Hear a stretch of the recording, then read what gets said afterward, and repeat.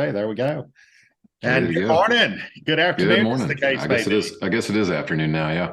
Just barely on a beautiful day after some pretty wild storms. So, Oh, we had a tornado here last night and some crazy straight line winds. There's my neighbor has a chicken coop, which is now on the roof of the next neighbor over.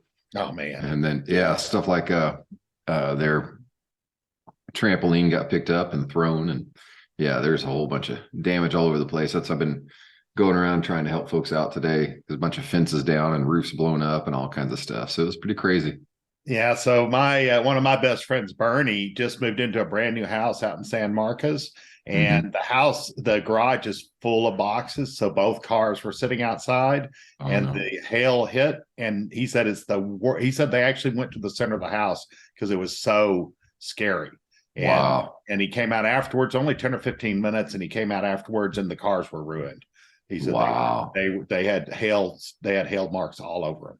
Yeah, I bet so. Yeah, it moved in yesterday. That's when you and I were texting about could we get together, and I was like, I probably not right now because that wind was picking up. It was crazy. Yeah, I talked to my brother after that, and he said it was getting worse. And I looked, and it was getting really bad. So, Yeah, I got you. well, Well, so what's I really want to talk about your music today. I just Mhm. want to say one thing about the metaverse. Yeah, Yeah, it's we both knew that it was more for the future than now, right? yeah, This is something we're creating. It's still in the womb. We'll see where it goes as it goes down the road. But the one consistent remark I've gotten from everybody who has not participated is that it's scary to them. Is yeah. Isn't that wild? That's just weird. Even the youngsters I ask, they're like, "Oh no, that's just scary to me." And I keep thinking, ultimately, it's not. The metaverse is actually just the next version of the web, and the next version of the web has really been around for a while. I was remembering when Yeah, I used to play single player games, right? yeah. And Wolfenstein and games like that. And I that don't even was know that one. I'd said there. I mean, a long time ago when it was just getting started. I mean, football was X's and O's on a screen, right? Yeah, And so I go that far back with gaming, and you didn't have any online gaming. You didn't even have that aspect of it. And then gaming went online, and it sort of was the first, venture into the metaverse. But now, yeah. pretty much all online games are in the metaverse, Well, right? and that's what's so funny about it to me is that, so many people that I know do gaming of some sort, and they're so accustomed to that really this is just exactly the same thing. They've come up with a name for it. And I think people immediately get this like dystopian idea, of what it's going to be. And it's really just like GTA, man, like the GTA universe, everything that's gone on there. That is a prime example. And there's several games that are like that, but games where people just exist for big chunks of time if they want to, playing a game and talking to people that they've never really met, but you get to know people. You build friendships and teams and all kinds of stuff, and that's all that's really going on. But it makes sense to me for people who aren't involved in gaming that they would be like, I don't know, man, that it's nothing that I want to spend my time doing is existing in a virtual world. But to me, anybody who gets involved with gaming at all is already there, so I'm not sure. I'm not sure what the way that you and I look at it, it's just exciting technology, Oh yeah. and something new that's available. So I'm not sure what the hang up is for other folks, but yeah, people have got kind of an uneasy idea, which is funny to me. Yeah, we've been in the middle of the tech industry, and in the tech industry, it's always changed, right? If your company Yeah. not 2 years ahead of the curve, then it's already, it's already starting to be no longer a company, right? It's Yeah. you'll stay ahead of the curve, you're out of luck. Yeah. And Yeah. so, And yeah, so we'll see. That my last thought on that is somewhere in there, there's more examples of Web3, and maybe that's what I'll mention to my base next time is that, hey, here's some examples of Web3, which is what we're really talking about here. yeah. Yeah. And I think the fact that so many people are still, everybody loves to talk about how Bitcoin, just went through the roof. And Mm. everybody likes to say, man, I wish I would have bought that when it was $100. And it's the same kind of an idea. It's like, well, where do you think Bitcoin exists? It's strictly a Web3 kind of a thing. That's exactly where this stuff comes from. So obviously it's been around for a while. It's just getting people to make that connection. I think that apparently seems to be difficult. And maybe that's the way that you tell people is, look, if you wish you'd gotten involved with Bitcoin when it was $100, that's what this is. That's what we're looking at is, just the platform, basically the blockchain platform that cryptocurrency uses.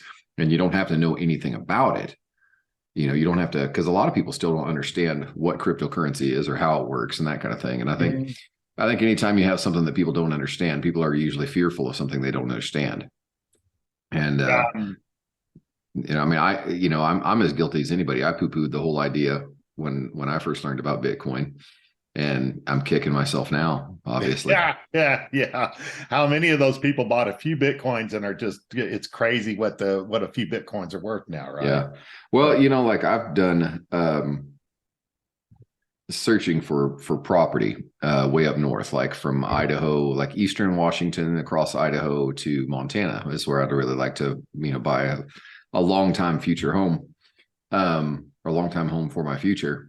And a lot of that land got bought up. And the story around there basically is that a lot of the land was bought up by people who made an absolute fortune on cryptocurrency. And then they were like, well, we should probably buy some real assets too, to go along with this.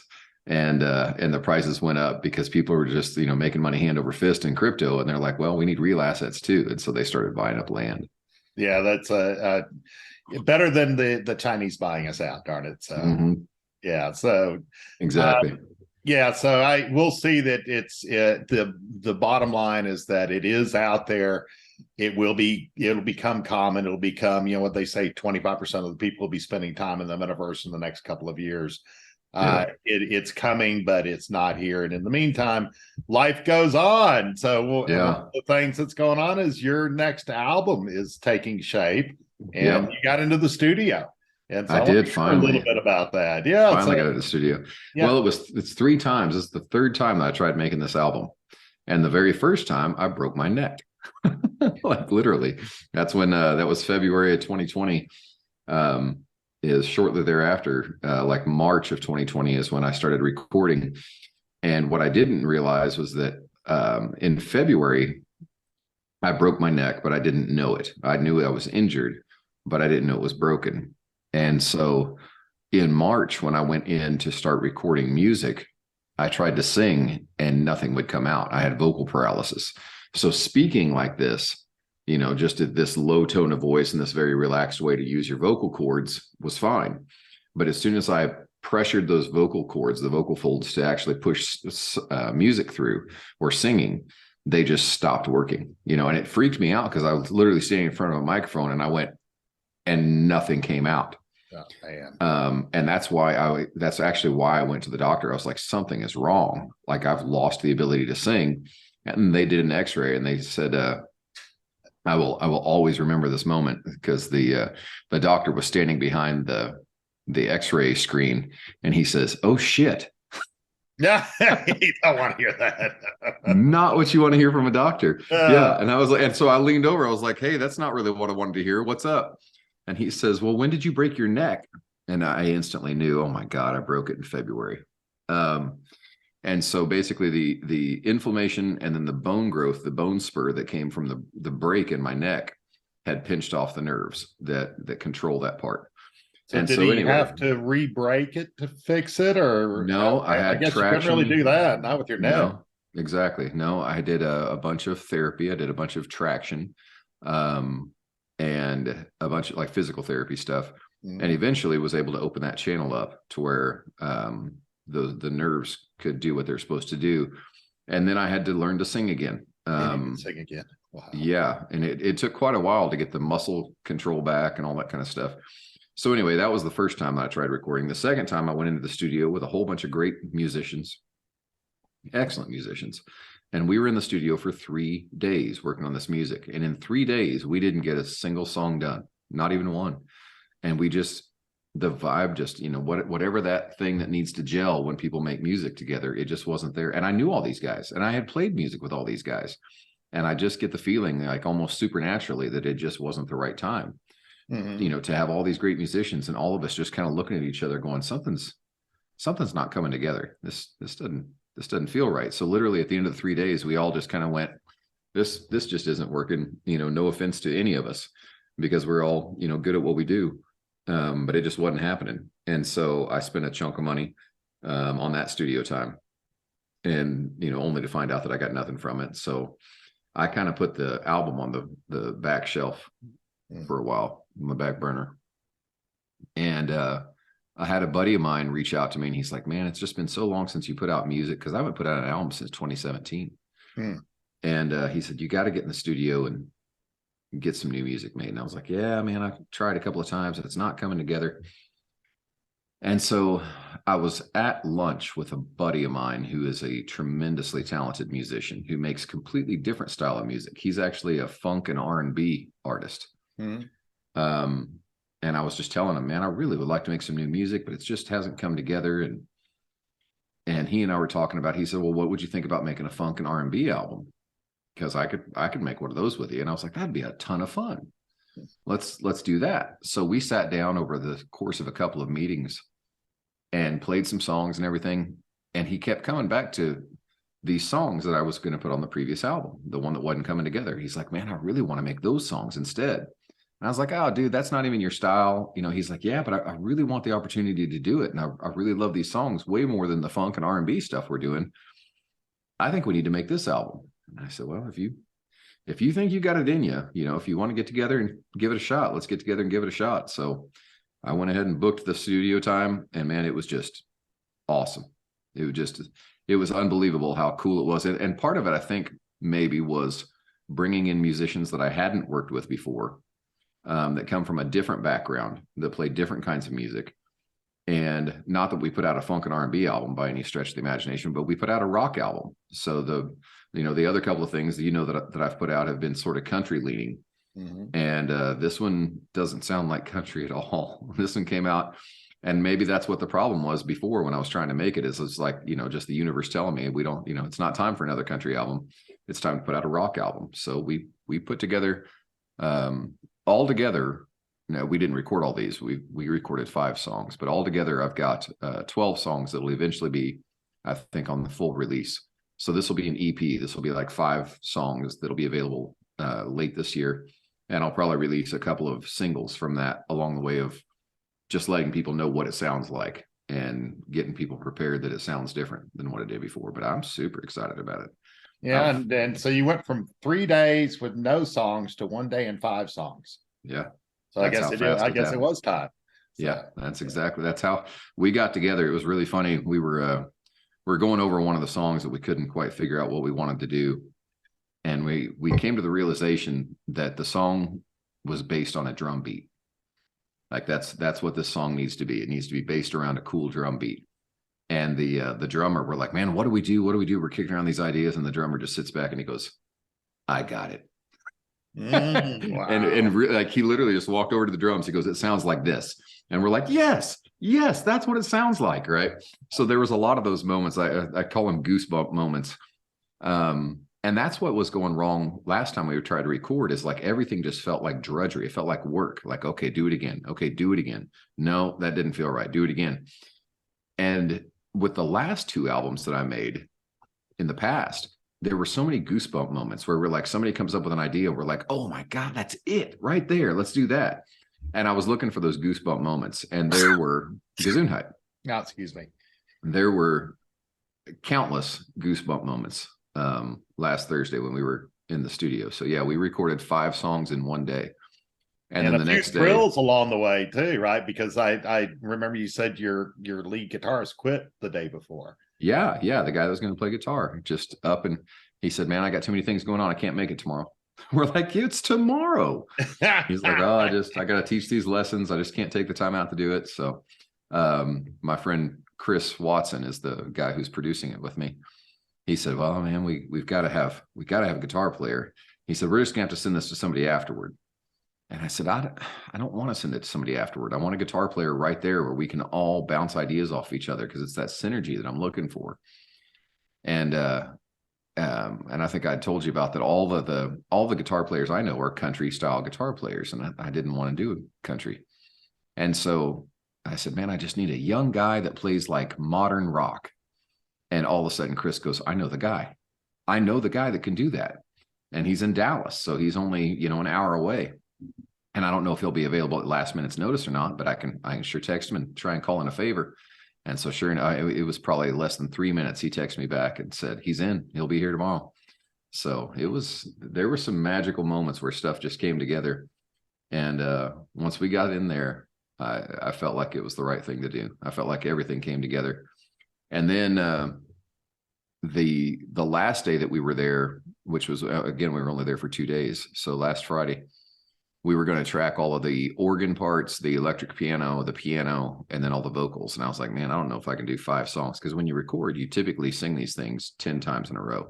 Mm-hmm. So I was like, man, I don't know if I can track 5 songs vocally in one day. And they said, you can do this. You can do this. Just, well, you don't have to say anything else. You know, we'll only focus on the vocals, and we'll have all of the warm tea and honey ready for you and everything. And so we got everything done.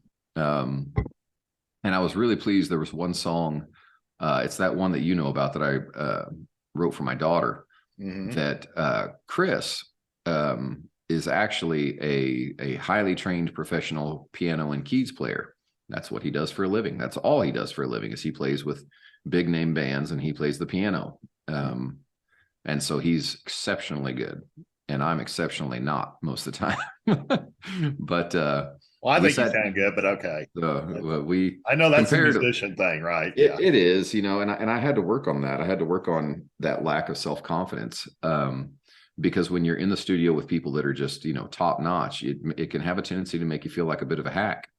And so we sat down to record one of them, and he starts playing the piano, and we were like, let's try something different. And the guy who was the studio engineer, he said, Dan, why don't you sit down and go play that song the way that you wrote it?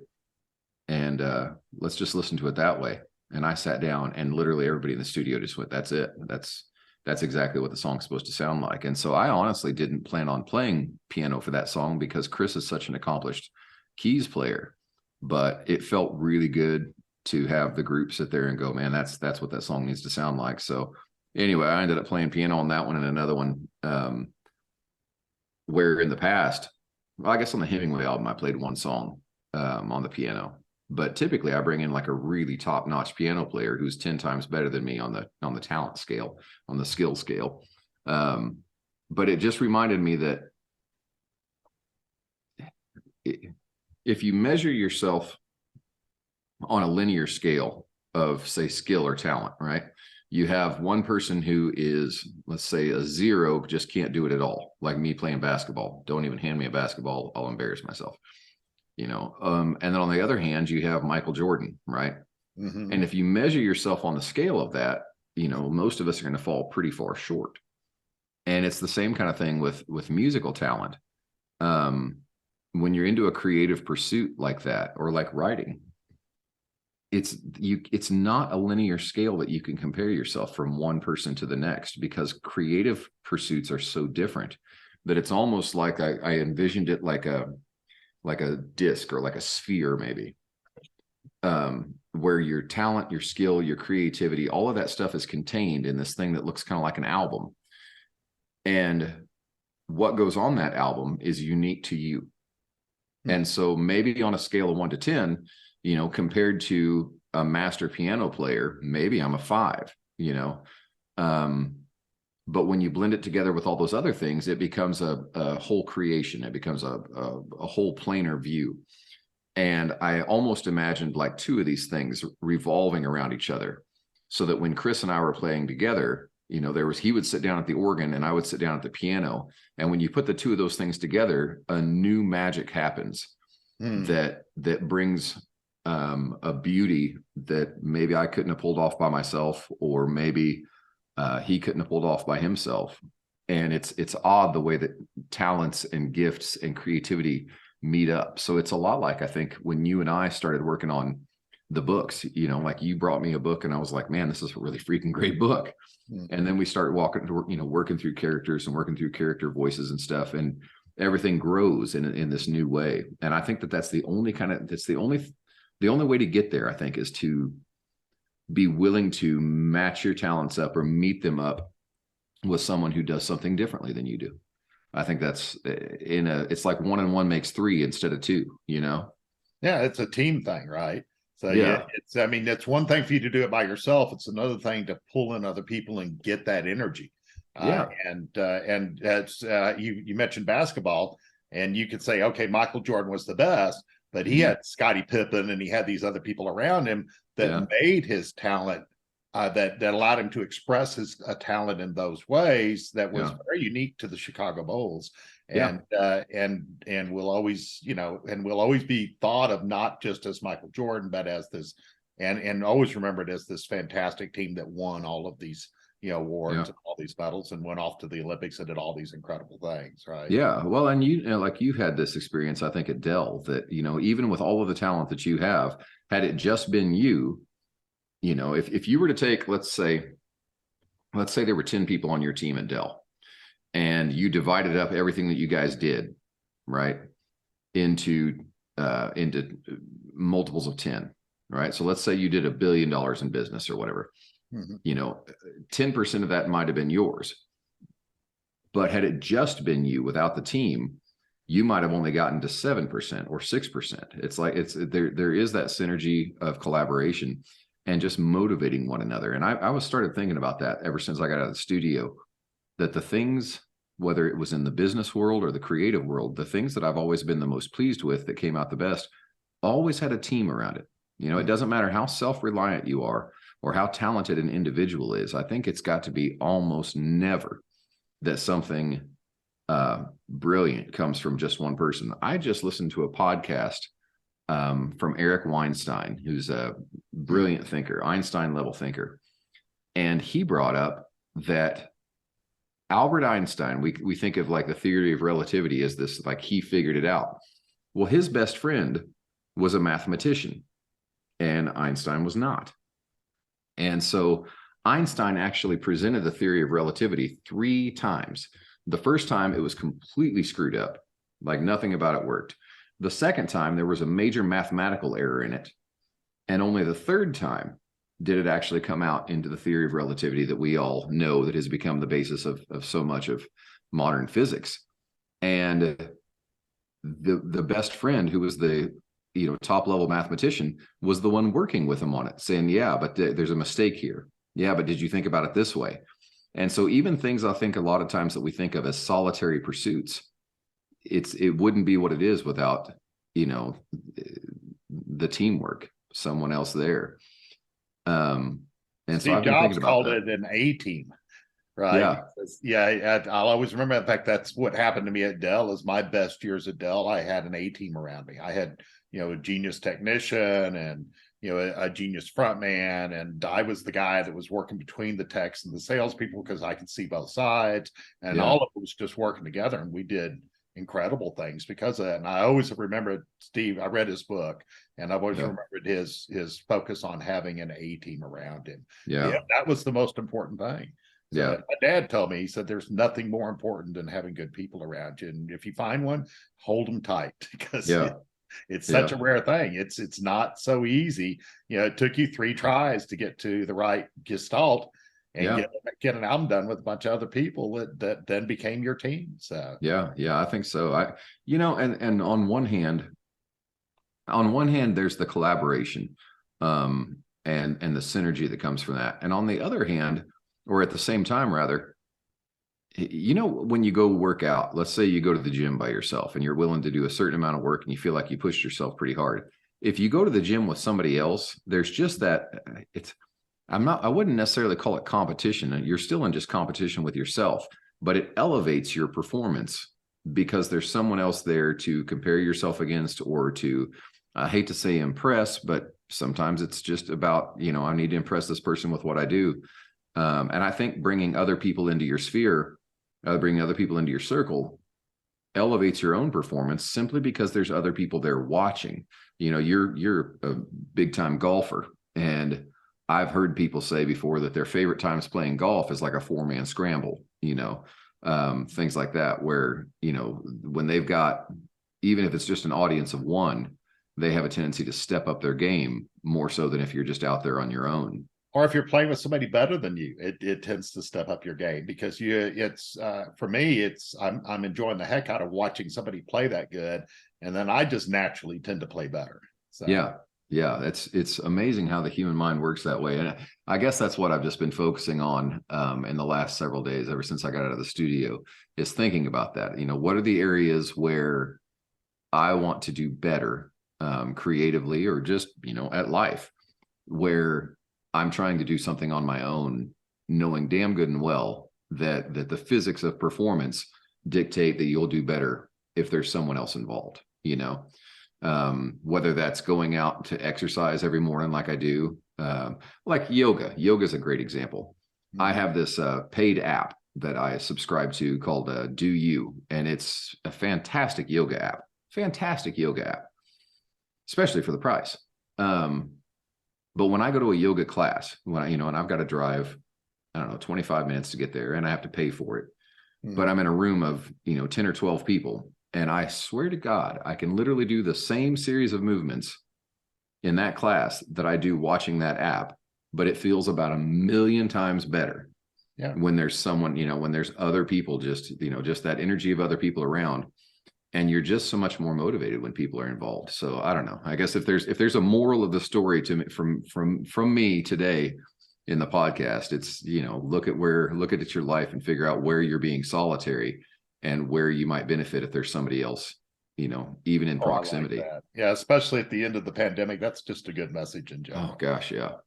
Yeah. So I'm going to say that for me, working out with other people, that racquetball in particular is what I did for so long. If when you get to your highest level performance, you're not even competing anymore, you're dancing with each other, because it's the perfect shot, and then somebody comes in and does the perfect shot that just manages to be a little bit better than what you've been doing, but you've been dancing the whole time, right? And there's that point, right? But the point is not the be all end all. It was just what happened in the context of the dancing, which was the most fun of all. It was the best thing of all. So I always think when you're in sports or you're in anything and you are really getting into it, you're no longer fighting with somebody else, or competing with somebody, you're syncing with them. And that energy, that syncing, is what you're talking about with all of this. It's just that it can just be better than it would be by yourself. So you get more energy. Well, and there's such a level of exuberance that comes from being in the company of someone else, even when something great happens, even if you do something, you know, like trail running is another one. I love going trail running. And I was just commenting to some friends the other day that, like, I get in this flow state when I'm trail running. And it gets kind of spooky. Like, I literally have almost creeped myself out being in this weird natural flow state out there by yourself. And there's something about, I really am beginning to feel like, and this is not any kind of a new idea, but I just think humans aren't necessarily made to be very, very solitary very often. I think, you know, now we all need our time alone. Obviously, we all need some solitary time, but it's so easy to get wrapped up in your head, you know, and just stay up there. Who was it? Alan Watts, who said, if you spend too much time thinking, eventually all you can do is think about your life. You know, because you're not doing enough to come up with any new ideas. You're not doing enough to go meet any new people that bring you new ideas. And eventually you just get trapped in this little cage, you know, of your own mind. And as powerful and lovely as a human mind is, you know, without the ability to engage with others, I think it can just about drive a person a little bit mad. I just got some notes back. I sent the first chunk of my novel to our buddy Travis, and he read through it, and it just felt good to have somebody, because, you know, writing, there's, you know, you can't necessarily have somebody sitting around while you're sitting there writing, you know that. But when you get that interaction with other people and they're like, oh my God, I loved what this character was into, you know, it really does. It jazzes you in a way that writing for yourself can't do. And I think I'm just tossing that idea around in my mind. It's like, what are the things in life that you need to do for yourself, for an audience of one? And where are the areas where it really benefits to have somebody else working with you on it too? Well, you've had a tendency to be solitary at times, right? So you have no problem going up to Alaska and Right. going out, fly fishing in the with the wild waters all around you. And hey, I'll either survive or I won't, but there is nobody Yeah. here if That's I so don't, funny. right? If I Literally, don't, that I was, don't. yeah, I swear to God, that was my meditation this morning as I was thinking about all this stuff. I had a prompt that I had gotten about think about the times when you were happiest. Think about the things in life that you think are the most beautiful. And it was an audio program I was listening to. And it said, just take a moment and close your eyes and think about the most beautifully attractive place and experience that you can think of. And instantly, the thought that came to my mind was being up there completely solitary in Alaska, fly fishing in a river where I might live and I might die. And, it was talking about how vivid your mental image is when you find something like that excites you, as opposed to things that aren't as exciting, that don't have as vivid of an image. And, paying particular attention in your mindfulness to what are the things that you idolize or glorify, and what are the things that might be important to you that you're not giving that much attention to. And what would life be like if you would take the mundane, just stuff that everybody has to deal with, and found the excitement in it, like these places like fly fishing in Alaska. And I thought that was a pretty good, there's no answers, it's all just questions, and ponderances. But Yeah, yeah, but it makes the gray matter work. So that's all good. I mean, it's good that you do things like that. So I think that the herd is, I mean, we start out tribal, it's hardwired into us, but there's a lot of, because the mind is so, I mean, we live inside our own heads, right? There is a place to go where you can just be inside your head and be happy. I know when I get started writing, I'm so into it. I'm not thinking about the fact that I'm alone. I'm just writing away, and these worlds are coming alive for me, right? Yeah. So I was busy with I've got I'm doing book 5, and so I've got the dragon and I've got his mom interacting with each other, and then the vampire shows up, right? Yeah. And so I've got all of that interaction going on, and especially going back through and just making it as good as it possibly can be. I am just thoroughly into it, and it's coming alive for me, and it's just a lot of fun. And if I'm doing it by myself, that's okay. If nobody ever sees it, it's okay. But I hope that it gets out there and lasts for a long time to come. With your voice, I take it that we will get something done there that works. I'm definitely hoping so. So I think I talked to you yesterday, and you were on chapter 5 of book 5. Did you get any further? Just another chapter. So this morning I did another chapter that was, they were at I was really worried because I had that, the house got taken away, right? You remember Abaddon took the house away and sent it off to another place. And then she's going back there. And I was trying to remember exactly how all that occurred so that it made logical sense, because she's coming out of his, that horrible torture place right as he's going in to find her. And how did all that work together? And at the end of it, I was like, okay, yeah, I did that. That was good. Right when I first read it, I've told I had you to go back and check myself on all of that. So I've told you so many times. I don't know how you created such an elaborate, to keep track of what's going on with all those people in all those different realms. I don't know, man. That's beyond me. It has to be real in your head, I guess. I don't know. It's that, or I just have visited it so many times, right? Yeah, I like guess watching. So. I could probably tell you every line in the Star Trek show, because I've watched every single episode of the original Star Trek at least 10 times. Wow. Some of them many more. Do you dream about the characters in the book? Do you ever dream about the scenes from the book? I do, especially as I'm writing a new book. So they're all in there doing their thing, and the next scene comes apparent at that point, because I bet that's cool. I've been dreaming that. So no, they're very much alive in my dreams. Yeah, I'll be darned. And does everybody have a face and a way that they look, and are they just personas, or do you see them as people? Exactly what Harmon looks like, and so finding a way to express that in reality, versus just doing the AI thing, which was close but not that close, right? Is still in front of me. I'd love to find an artist that just nails it, right? Like your guitarist comes in and just nails it. I'd love to find an artist come in and just nail what these people look like, and I can give them all. I can do that whole artist, the police artist sketch thing with him, and see where it ends up. But I'm looking forward to that. I would love to try that.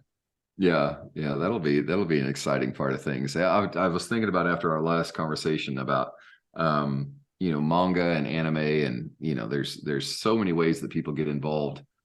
We were talking about the target demographic that we found being like 18 to 24, very young, and there's a population of people there that read novels, but it seems to me, and this is just anecdotal, but it seems to me that there's a lot more who get involved with gaming and anime and manga and things like that. And, just getting the stories one of these days, who knows, one of these days into a format where more people can enjoy how cool the universe building is in that whole thing. There's a music artist I love named Sturgill Simpson. And one of his music productions that he did just a couple years back, I guess, was an anime. And what he did was wrote the music as the soundtrack for an anime. So it's a lot like what I did with the Hemingway thing, only mine was a book and his is an anime. And I thought, man, what a cool way to get your message and your story out there. But he actually went all the way to Japan and had the whole movie made and the whole shebang. And now, granted, his last couple albums, sold millions and millions of copies. So he had some money to work with. Yeah.